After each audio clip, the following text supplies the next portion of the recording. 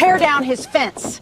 This is community property now. That's the order the developer gave, while his crew ripped 3 sections of my fence line off the posts and dumped gravel across 2 acres of my pasture.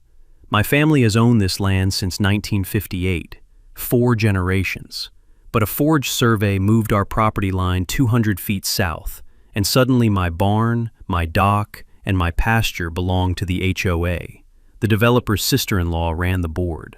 Her cousin signed off on the new plat. They built 100 luxury homes on a floodplain my great-grandfather's levy had been holding back for 60 years.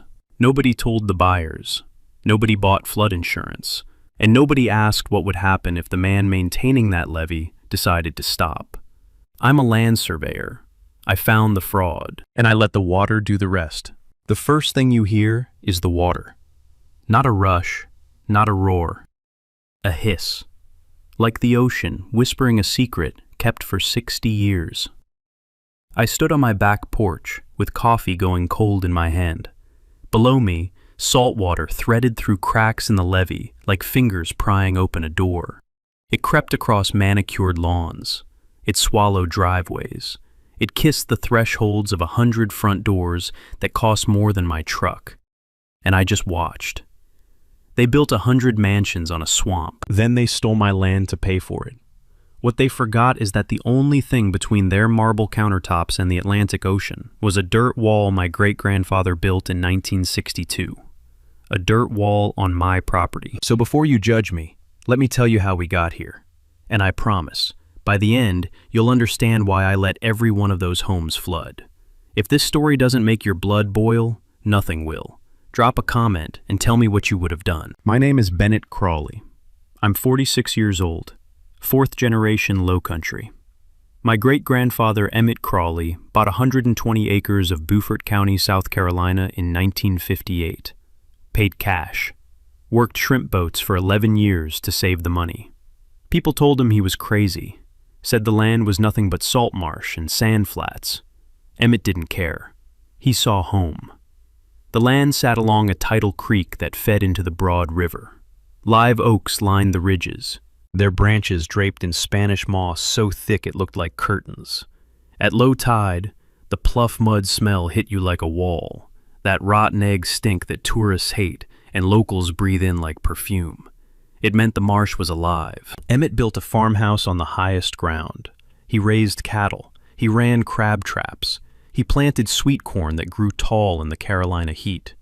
Then Hurricane Donna came through in 1960 and put 3 feet of salt water across the whole property, killed the corn, drowned 2 cows, nearly broke Emmett's spirit. But Emmett Crawley was not a man who broke easy. He spent 2 years studying the tidal patterns, the creek elevations, the way storm surge funneled through the low country. And in 1962, he built a levee. Not concrete, not steel. Dirt. Compacted clay and earth, packed tight by hand and tractor, running a 1/4 mile along the tidal creek. Folks laughed. A dirt wall against the Atlantic. But Emmett understood the land. That levee held through Hurricane Hugo in 1989. It held through Floyd in 1999. It held through Matthew in 2016. 60 years of storms, and not one drop of tidal surge crossed that wall. My grandfather maintained it. My father maintained it. And when my father passed in 2011, I took over. I'm a licensed land surveyor, have been for 22 years. I know every property line, every easement, every flood zone in Beaufort County. I married Jolene in 2008. She's a school librarian, the kind who memorizes every kid's reading level and slips them books she knows they'll love. Our boy Grayson was 12 that year, tow-headed kid with sunburned ears who spent every afternoon fishing in the tidal creek. We weren't rich, but we had the land, and the land had us. That's how it works in the Low Country. You don't own the dirt owns you.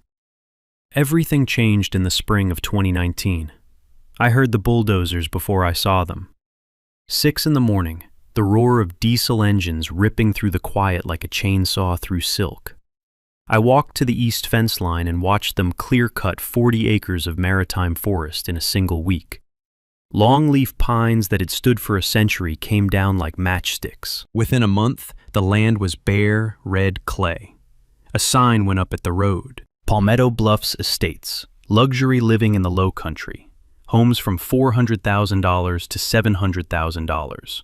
100 luxury homes packed tight on a floodplain, with swimming pools and 3-car garages. The construction traffic turned our quiet road into a highway. Dump trucks rattled the windows. Concrete mixers left gray dust on everything. The first time I met Darla Covington, she was standing at my fence line in a white linen pantsuit at 8 in the morning. Blonde hair shellacked into a helmet. Built like a woman who'd never missed a church potluck. She had a clipboard and a smile that didn't reach her eyes. "Mr. Crawley?" she said, extending a hand with nails the color of arterial blood. "I'm Darla Covington, president of the Palmetto Bluffs Estates Homeowners Association." I shook her hand. It was like gripping a bag of warm sausages. "Your property is going to need some improvements if you want to fit in with the new community," she said. She looked past me at my barn, my tool shed, my fishing dock. The way she looked at them, you'd think she was cataloging evidence. "I don't recall asking to fit in," I said. She smiled that dead smile.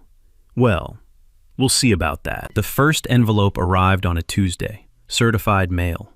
Return address, Palmetto Bluffs Estates, HOA, Legal Compliance Division. I tore it open on the porch. The letter informed me that 3 structures on my property were in violation of HOA architectural standards, Section 14.2b, unapproved structures in common areas. My barn, my tool shed, my fishing dock, structures my family had built and maintained for decades, on our own land. I read the letter twice. Then I read it a third time, because I was sure I was losing my mind.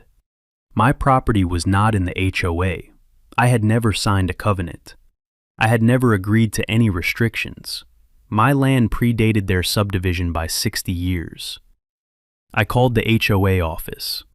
Got a receptionist who sounded like she was chewing gum through a head cold. "Ma'am, I'm calling about a violation notice I received. I'm not a member of your association." "Sir, if the structures are on HOA designated common area, the notice is valid regardless of membership status. They're on my land. According to our records, the structures are located on Parcel 7, Block C, which is designated as HOA common area per the 2019 county plat." I hung up, set the phone on the counter and stared at it like it owed me money. Then I drove to the Beaufort County Clerk's office and pulled the plat map. The fluorescent lights in that office hummed like angry wasps. The clerk's assistant handed me the document without looking up. What I saw made my stomach drop. The property line between my land and Palmetto Bluffs Estates had moved, not by a few feet, by 200 feet, 200 feet south into my property. According to the 2019 plat on file, my barn sat squarely on HOA common area. So did my tool shed. So did 3 acres of pasture where my grandfather used to run cattle. 15 acres of Crawley land had simply vanished, erased, redrawn with a new line that handed my family's property to Trent Covington's development. I drove home with my jaw clenched so tight my teeth ached, went straight to the fireproof safe in my office, pulled out the original 1962 survey that Emmett had commissioned when he bought the land, hand-drawn by a licensed surveyor named Holt, with meets and bounds recorded in black ink. I spread it on my desk next to a printout of the 2019 plat. The forgery was obvious, to me at least. The original boundary followed a natural ridgeline along the tidal creek. The new plat showed a straight line, ruler drawn, ignoring the topography entirely. No legitimate surveyor would have drawn that line. Someone had fabricated it. Outside my window, I could hear the thump and grind of pile drivers sinking foundations into the floodplain next door. The sound rattled through my chest like a second heartbeat. I called Darla the next morning. "The 2019 plat is a forgery," I said. "No greeting, no pleasantries. I have the original survey from 1962. Your brother-in-law moved my property line 200 feet to steal 15 acres. There was a pause. Then that dead smile crept into her voice. "The county records are the county records, Mr. Crawley. I suggest you comply." "Who signed off on this plat?" Another pause, longer this time. The county clerk processes all plat filings. I'm sure everything was done by the book. I already knew the answer, but I checked anyway. The county clerk who had certified the 2019 plat was a man named Wendell Pruitt. I looked him up. Wendell Pruitt was Darla Covington's first cousin. Here's what the Covingtons didn't know I knew. In South Carolina, filing a fraudulent land survey is a felony under SC Code Section 4021-390. It carries up to 5 years imprisonment. Every person who signed that plat, the surveyor, the clerk, the developer who ordered it, was looking at prison time. And I had the proof sitting in my fireproof safe. But I wasn't ready to play that card. Not yet. Because something told me this was only the beginning. The humidity that afternoon was so thick you could wring the air out like a washcloth.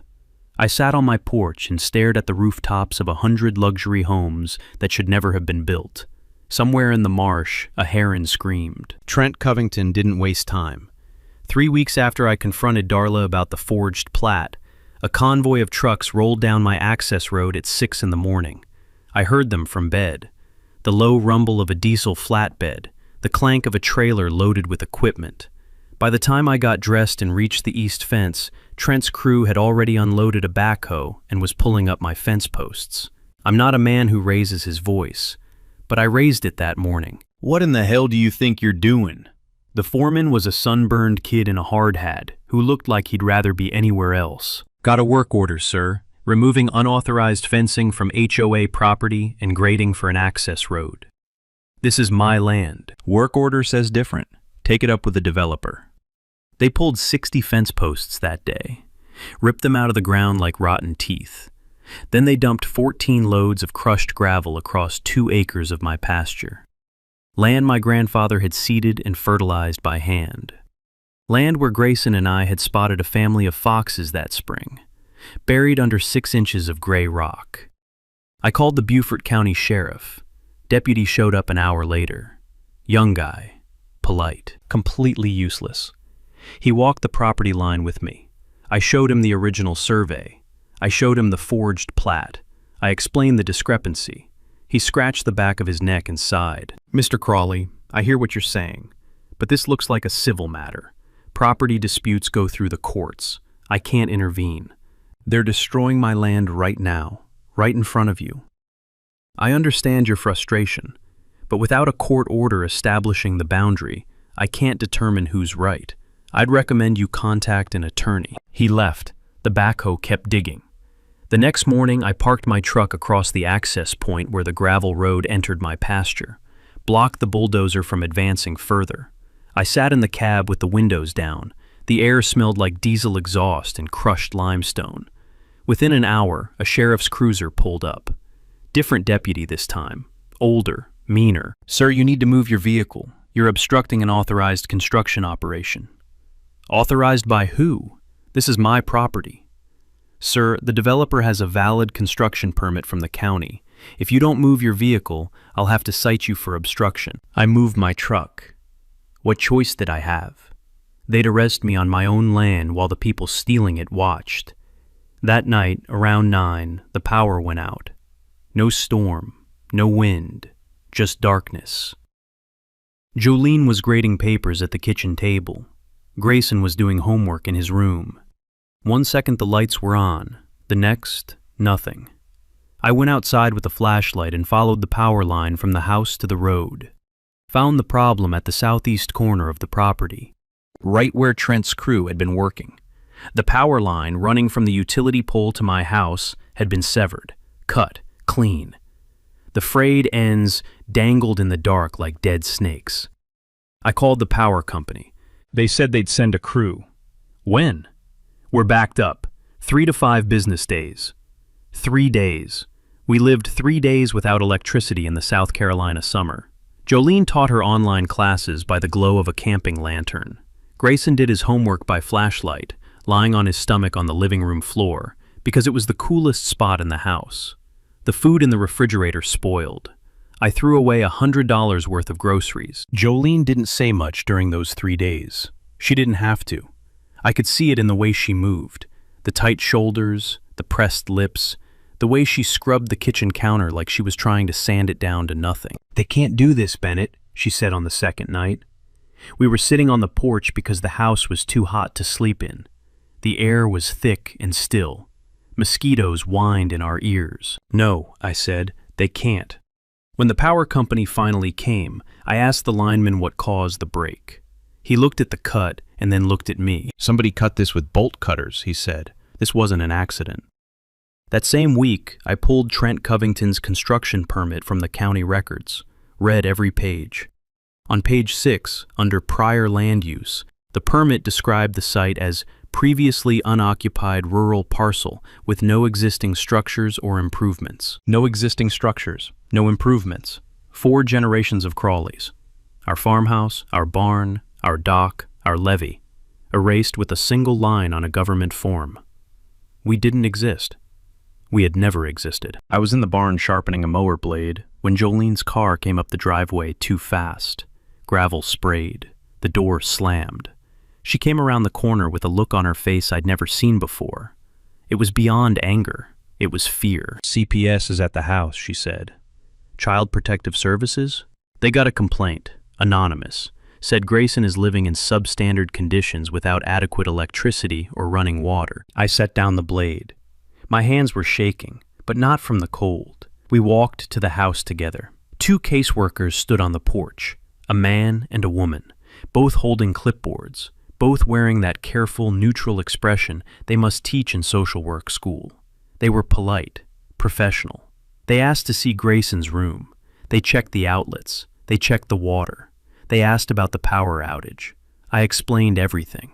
Showed them the repair receipt from the power company. Showed them that the electricity had been restored. The female caseworker made notes. The male caseworker looked around the property and actually smiled. "Nice place," he said. "That your dock down on the creek?" "Yes, sir. My grandfather built it." They left after 45 minutes. Case dismissed. No findings. But Jolene sat at the kitchen table after they drove away and cried. Not loud, not dramatic. Just quiet tears running down her face while she stared at nothing. "She called them on us, Bennett. She tried to take our son." I didn't have to ask who. We both knew. Darla Covington had weaponized a system designed to protect children and aimed it at a 12-year-old boy whose only crime was living next to her subdivision. The next week, every homeowner in Palmetto Bluffs Estates received an email from the HOA board. I know because one of them, a decent man named Perry Ashworth, who'd bought a house on the North End, forwarded it to me. The subject line read, "Security Advisory, Adjacent Property." The email stated that the adjacent property owner was a squatter occupying HOA community land. It claimed legal action was pending to reclaim the land and remove the unauthorized occupant. It told residents to avoid contact with me and report any suspicious activity. Squatter.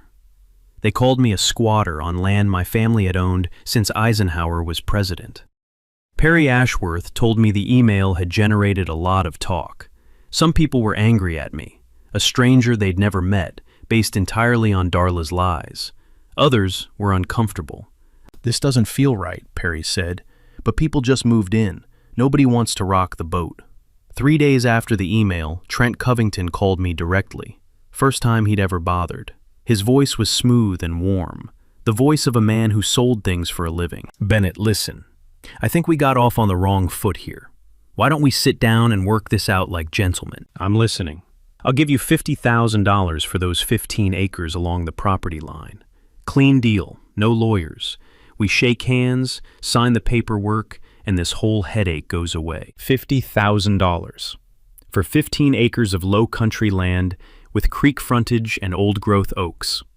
Land worth $900,000 on a slow day. He wanted to buy my stolen property for 5 cents on the dollar and call it a favor. "My great-grandfather didn't build that levee so your brother could build mansions on a swamp," I said. Silence on the line. "You're making a mistake, Crawley." "I've been making mistakes my whole life, Trent. This isn't one of them." I hung up. That night, I drove out to the levee with a spotlight, walked the full length, checking for erosion, checking the compaction, the way my father taught me. And something caught my eye. The new homes on the other side, all 100 of them, sat low. Real low. No flood vents in the foundations, no elevated first floors, no breakaway walls. They were built like houses in Kansas, not houses on a tidal floodplain. I went home and pulled up the FEMA flood maps on my computer. According to the current map, Palmetto Bluffs Estates sat in Zone X, minimal flood hazard. No mandatory flood insurance required. I blinked at the screen. I'd been surveying this land for 20 years. I knew the elevations by heart. That area was Zone AE, high-risk flood zone, mandatory flood insurance, period. Someone had changed the designation, and without flood insurance, those 100 families were sitting in houses worth $400,000 to $700,000 with zero protection from the next storm surge. The crunching sound of tires on gravel pulled me to the window. Darla's white SUV idled at the end of my driveway. She sat there for a full minute, engine running, staring at my house. Then she backed out and drove away. I looked out at the subdivision. 100 rooftops glowed under the security lights where a forest used to stand. The independent surveyor I hired was a man named Lowell Fitch, 62 years old, licensed for 38 years, reputation like a church steeple, impossible to miss and hard to knock down. Lowell spent 3 days on my property with a total station and a GPS receiver. He pulled the original deed from the Beaufort County Register of Mesne Conveyances. He reviewed the 1962 Holt survey. He examined the 2019 plat filed by Trent's surveyor. His report was 12 pages long. The conclusion was one paragraph. The 2019 plat contained material discrepancies inconsistent with the established boundary. The northern boundary of the Crawley parcel had been displaced 200 feet south without legal basis. The 1962 boundary remained the valid property line. In plain English, the 2019 plat was a fake. 15 acres stolen with a pen and a rubber stamp. Lowell looked at me over his reading glasses. This isn't a mistake, Bennett. Someone deliberately falsified this plat. Whoever certified it was either blind or in on it. I thanked him, wrote him a check. Then I went after the second piece. I filed a Freedom of Information request with FEMA for the elevation certificates submitted for Palmetto Bluffs Estates. The documents arrived 3 weeks later. Every elevation certificate had been prepared by the same surveyor who drew the forged plat. Every certificate listed the base flood elevation at least 4 feet lower than the actual measurement. Based on those falsified certificates, FEMA had reclassified the area from Zone AE to Zone X, high risk to minimal risk. Lenders stopped requiring flood insurance. 100 families had bought homes in a flood zone without $1 of coverage. Falsifying FEMA flood zone maps violates the National Flood Insurance Act, Title 42 of the United States Code, Section 4012. The penalties include federal prosecution and personal liability for all resulting flood losses. Trent Covington would own every ruined floor, every waterlogged wall, every moldering strip of drywall in every single home. The financial exposure was staggering, but the deepest layer of the whole rotten scheme was the one that kept me up at night. I drove out to the levee at sunset. The tide was coming in. I watched the water press against the earthen wall my great-grandfather had packed with his own hands 60 years ago. On the other side, 100 homes sat on land that should have been underwater. Without that levee, every king tide would put a foot of brackish water across those foundations. Every tropical storm would push 4 feet of surge through the living rooms. And the levee sat on my property, my real property line, the one Emmett Crawley surveyed in 1962. I had zero obligation to maintain flood protection for homes built on stolen land. The total picture was clear. A forged survey worth $900,000, falsified FEMA maps, $40 million in uninsured homes, a corrupt county clerk, and my dirt wall, the only thing keeping 100 families dry.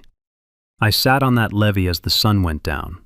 The marsh turned gold, then copper, then black. The Spanish moss swayed in the evening breeze, like the land itself was breathing. I had the nuclear option. The question was whether I should use it. I made my decision at the kitchen table at 2 in the morning. Jolene was asleep. Grayson was asleep. The house was so quiet I could hear the tidal creek shifting against the bank a quarter-mile away. I had the Fitch survey, the FEMA records, the forged plat, and the original 1962 Holt survey spread across the table like a war map. And that's what it was, a war map. The first letter I drafted was to Darla Covington, Trent Covington, and the Palmetto Bluffs Estates HOA Board of Directors. Certified mail. Return receipt requested. The letter stated that the Crawley family levee, constructed in 1962 on Crawley property, maintained continuously for 60 years, was a private flood control structure on private land. Effective immediately, I was providing 60 days formal notice that all maintenance activities on the levee would cease. Under South Carolina property law, a landowner has no obligation to maintain flood control structures for the benefit of adjacent property, especially property acquired through fraud. I signed the letter, sealed it, set it on the stack. The second call I made was to an attorney named Vivian Garza. She practiced out of Charleston, specialized in land fraud, eminent domain, and federal environmental violations. Her reputation preceded her the way thunder precedes a hurricane. I'd found her name in 3 separate case studies where developers had tried to steal land through plat manipulation. All 3 developers were now broke or in prison. I called her office at 8 the next morning. Her paralegal put me through in under a minute. "Mr. Crawley, tell me the short version," she said. Her voice was calm, direct. The voice of someone who'd heard every scam in the Carolinas and wasn't impressed by any of them. I gave her the short version. Forged survey, stolen land, falsified FEMA maps, corrupt county clerk, 100 uninsured homes on a floodplain. "How fast can you get me copies of everything?" she asked. "I can drive them to Charleston today." "Don't drive, scan and encrypt. I want to file the federal complaint before they have time to shred anything." The third step was FEMA itself. I filed a formal complaint with the FEMA Office of Chief Counsel, alleging that elevation certificates for Palmetto Bluffs Estates had been falsified to reclassify a Zone AE flood area as Zone X.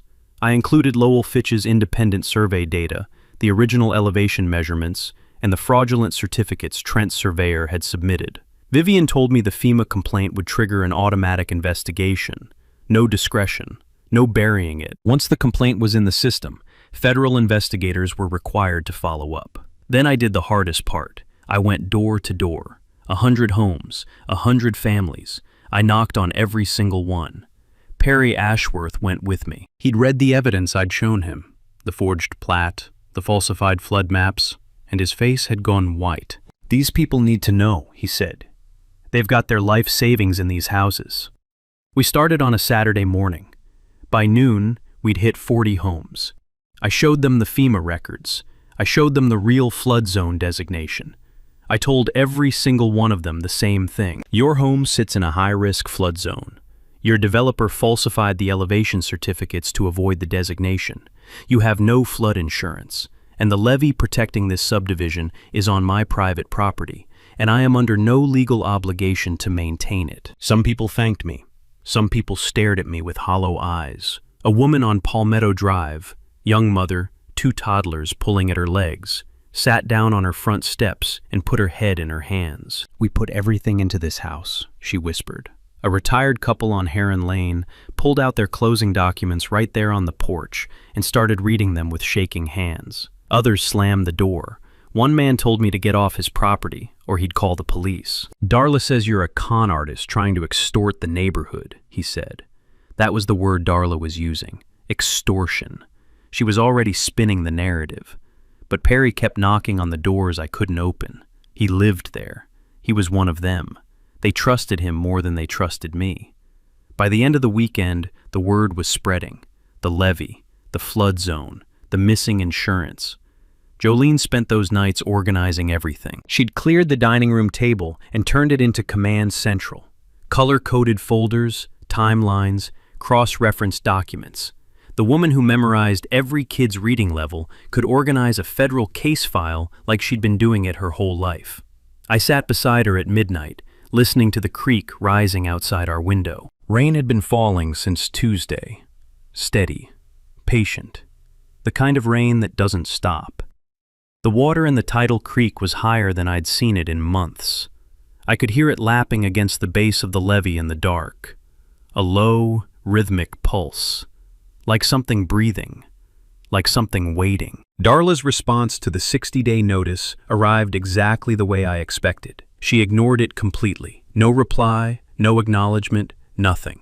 As if a certified letter hand-delivered to the HOA office had simply evaporated. What arrived instead, 9 days later, was a cease and desist from Trent Covington's attorney, a firm out of Columbia with a letterhead so thick you could shingle a roof with it. The letter accused me of intentional and malicious interference with property values. It threatened to hold me personally liable for any and all damages resulting from the deliberate failure to maintain existing flood infrastructure. It demanded that I immediately resume levee maintenance and withdraw my FEMA complaint. Vivian Garza read the letter over the phone and laughed. Actually laughed. "They're threatening to sue you for not maintaining your own property," she said. "That's like threatening to sue your neighbor for not mowing your lawn." 3 days after the cease and desist, Darla called an emergency HOA meeting. I wasn't invited, but Perry Ashworth was. He recorded the whole thing on his phone. I listened to that recording in my truck, in the parking lot of the Piggly Wiggly, sitting in the dark with the engine off. Darla stood at the podium in the community clubhouse and told 100 homeowners that Bennett Crawley was holding their neighborhood hostage, that he was threatening to destroy the levee as blackmail to extract money from the HOA, that he was a bitter, unstable man who couldn't accept progress. She never mentioned the forged plat. She never mentioned the falsified FEMA maps. She never mentioned that 15 acres of my family's land had been stolen. She painted me as a terrorist and herself as the protector. And people believed her. Not all of them, but enough. The mood in the room was ugly. Perry said a man in the back row stood up and said, "Someone ought to teach me a lesson." Nobody disagreed. The brick came through my truck windshield 2 nights later. I was in the barn. Jolene heard the crash from inside the house. By the time I ran out, the road was empty. The brick sat on my passenger seat in a nest of shattered safety glass. No note, no message. The brick was the message. The next morning, Grayson asked me why someone broke our truck. I told him sometimes people get scared, and scared people do stupid things. He looked at me with those 12-year-old eyes that were getting older by the day. "Are we safe, Dad?" "Yes," I said. I wasn't entirely sure I was telling the truth. Trent moved fast after the HOA meeting. His lawyers filed an emergency motion in Beaufort County Court, seeking an injunction to compel me to maintain the levee.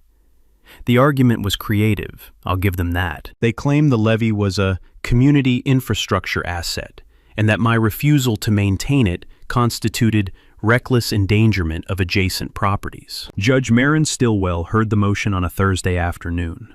Vivian Garza stood before the bench and laid it out clean. The levee sat on private property. It had been built by a private citizen. It was maintained by a private family for 60 years. The adjacent development had been constructed through fraud on stolen land. "Your Honor," Vivian said, "you cannot compel a private landowner to maintain structures on his own property for the benefit of trespassers." Judge Stillwell denied the injunction. The ruling was 3 sentences long. The court finds no basis to compel maintenance of a private structure on private land. The developer's remedy lies in purchasing flood insurance or relocating affected structures.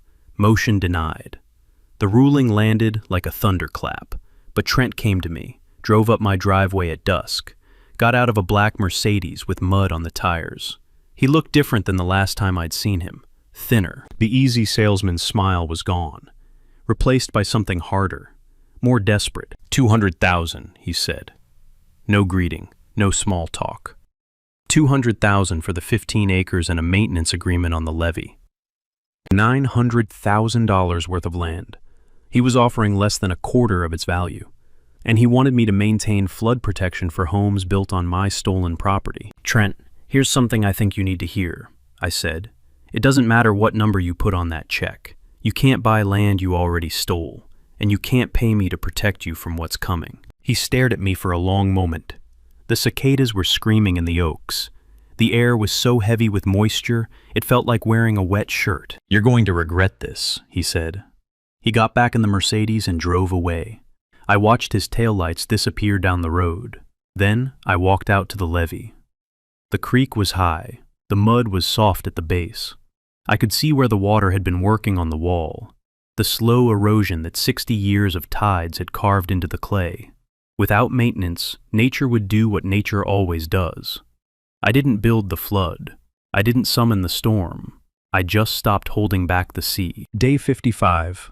Tropical storm Helene formed off the coast of Georgia and started tracking northeast toward the South Carolina low country. I watched the weather maps at my desk while the wind picked up outside.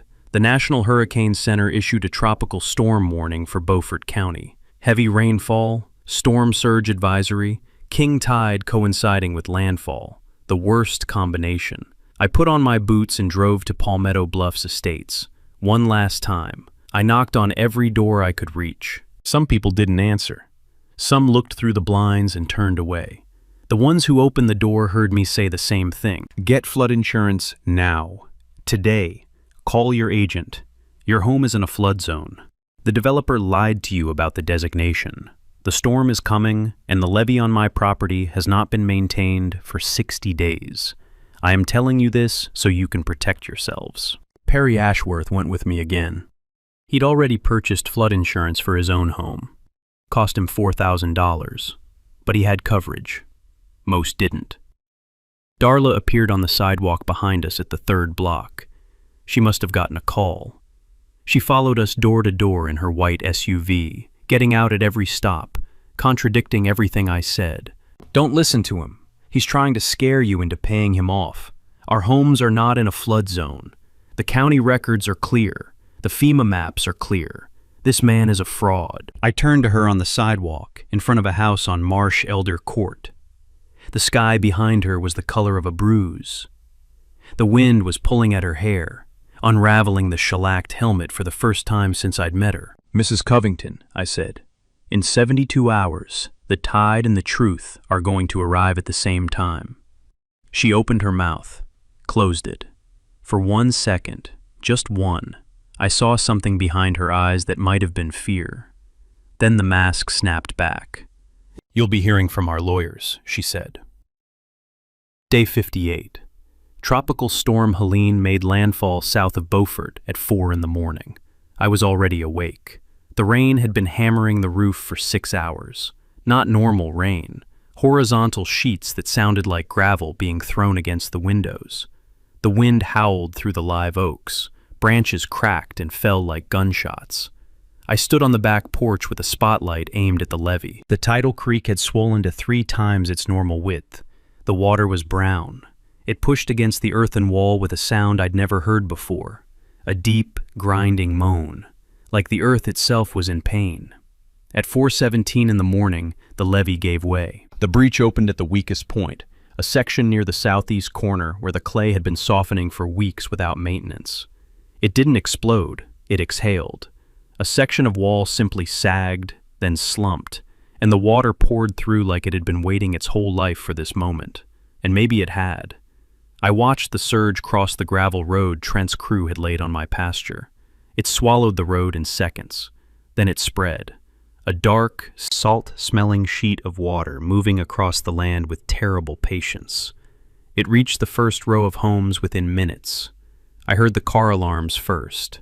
Then the security lights flickered and went out as the water found the electrical panels. The smell hit me even from my porch.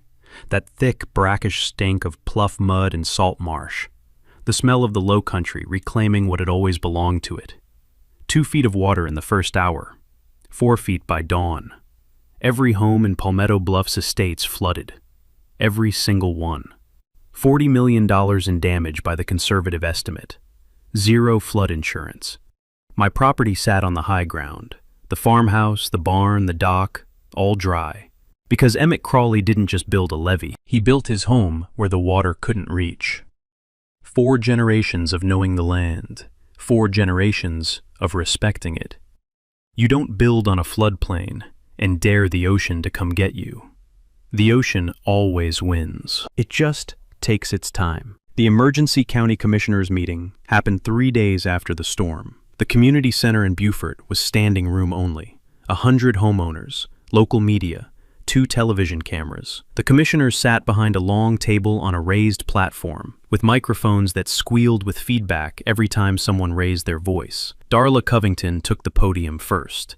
She was wearing a navy blazer over a white blouse, and for the first time since I'd known her, she looked rattled. But her voice was steady. Bennett Crawley deliberately sabotaged the levee protecting our community, she said. He let it fail on purpose during a tropical storm. He should be charged with criminal destruction of property. The room split. Half the audience clapped. The other half sat in silence. I noticed Perry Ashworth in the third row. He caught my eye and nodded. When my name was called, I walked to the podium, carrying a cardboard file box. The box was heavy. I set it on the table and pulled out 2 documents. I held them up, one in each hand. This is the original survey of the Crawley property, conducted in 1962 by a licensed surveyor named Holt.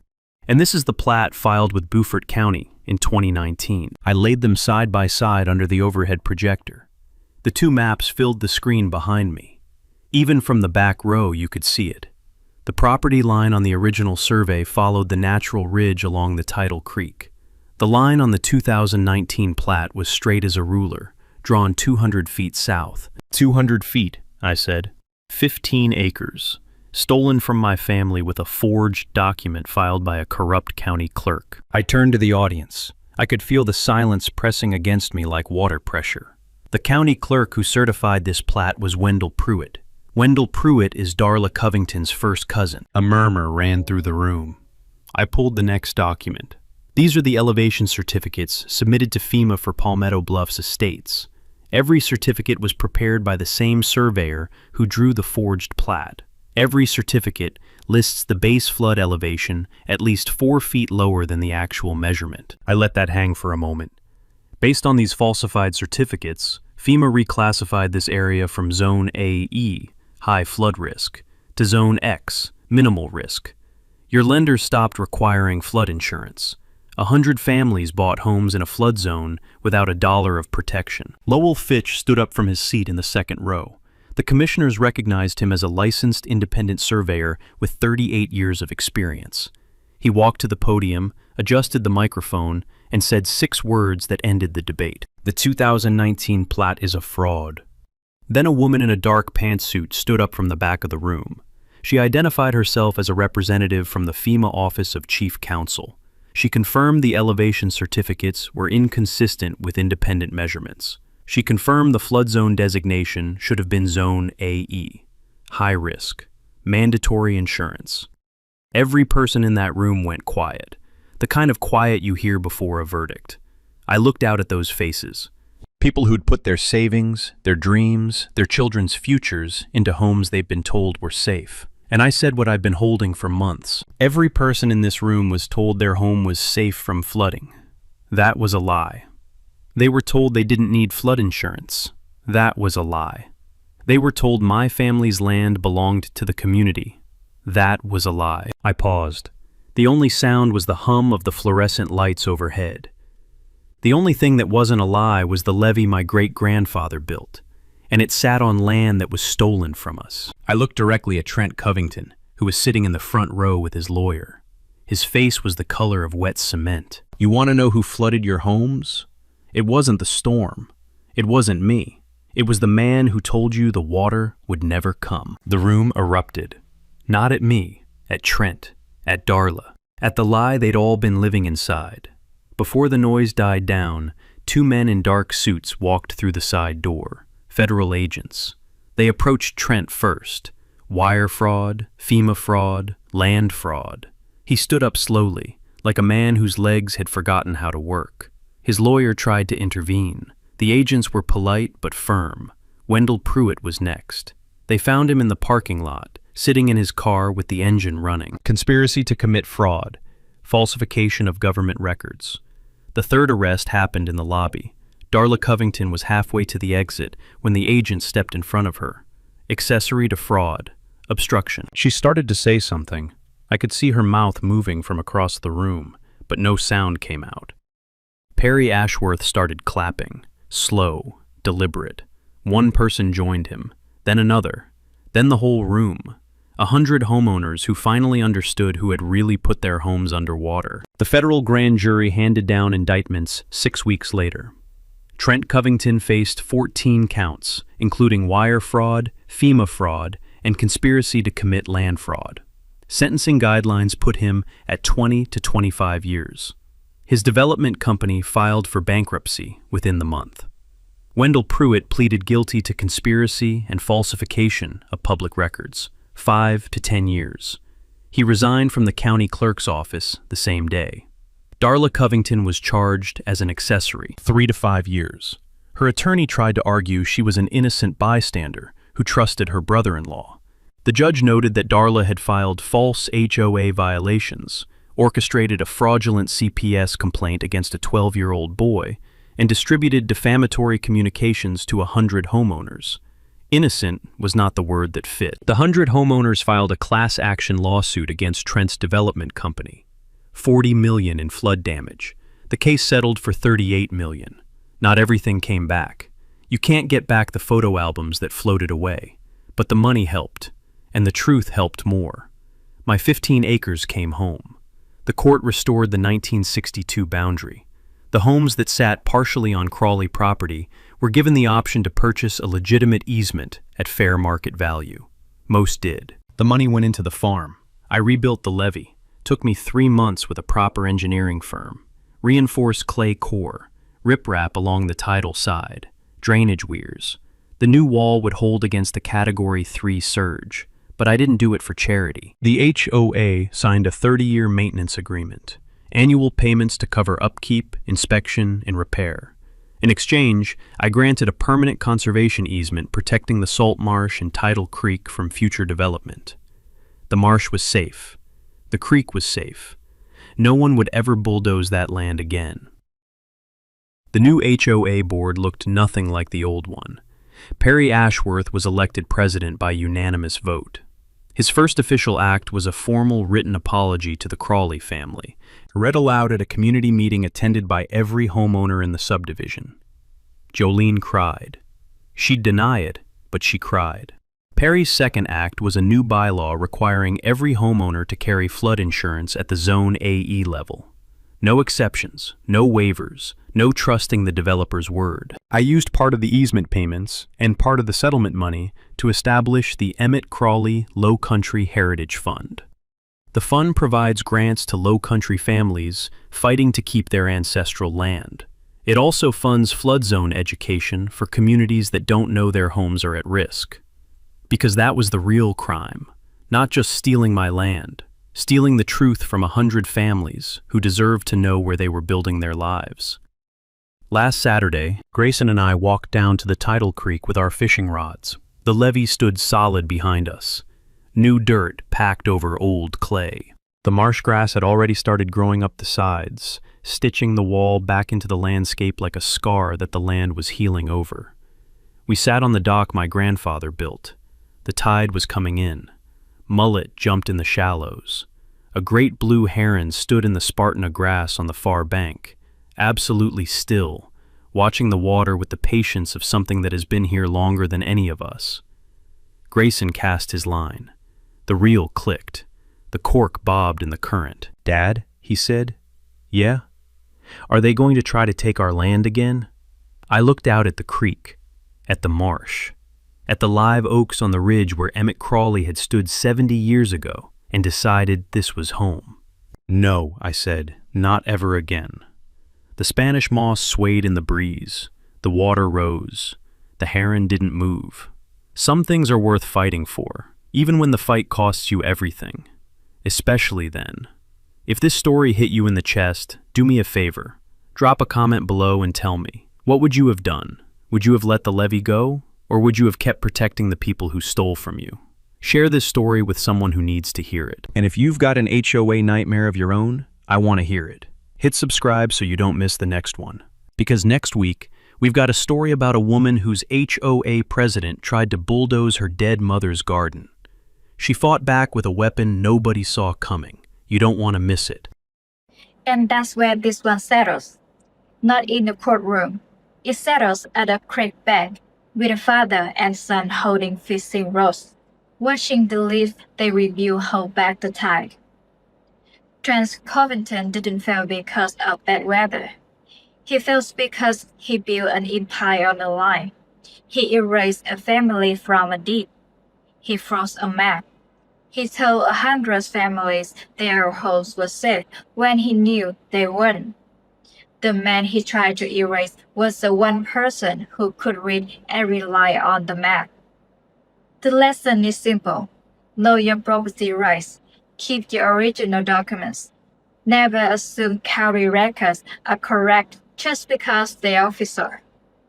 Bennett didn't need a bag. He needed a 60-year-old survey and the patience to let the truth surface on its own schedule. If you ever had your land or your rights taken by someone who thought a signature made it legal, tell me in the comments. Hit subscribe because next time we got a retired judge whose HOA fined her for flying the American flag. They didn't know he wrote the statute they were violating. That one is different.